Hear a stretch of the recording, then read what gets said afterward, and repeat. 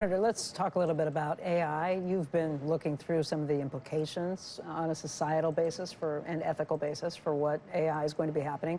Overnight, the White House, the president putting out an executive order saying this is what we want. We want AI to be regulated by this policy, that they couldn't get passed through Congress, and directing the Attorney General, Pam Bondi, to go after and sue states that are trying to put their own regulations and frameworks in place.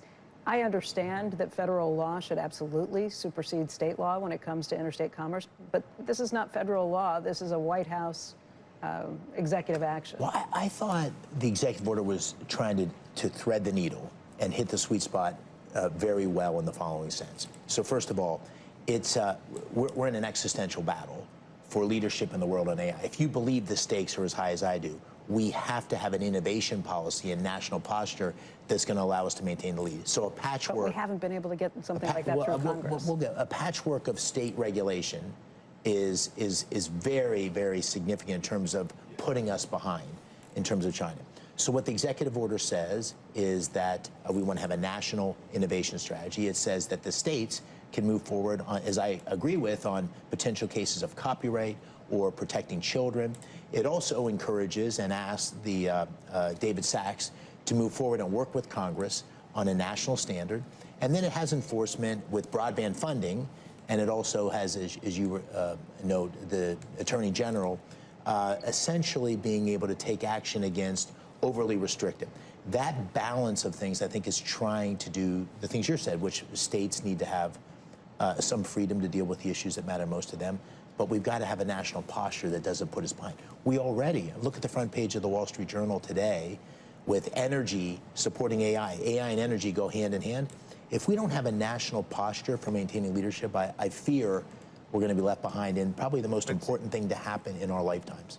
Senator Andrew's got a question, yeah.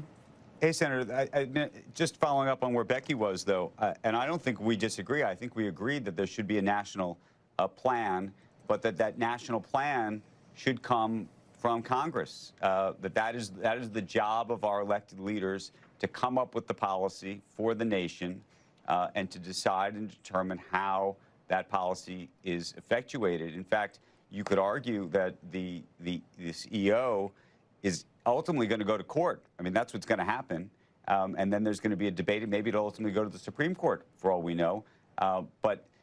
But sort of using executive orders as opposed to actually having Congress do its job, especially when you're getting into the issue of states' rights versus federal government, I would think that even I lost him in the last part. Even Trump supporters would say that should be the approach. We're just playing. I think the last thing he said was even Trump supporters would say that should be the approach. I lost the last part of your question, Andrew, but I think I got there. It's back. I think I got the gist of it.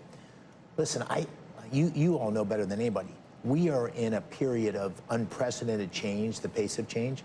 So I agree with you. Congress needs to play its role and act.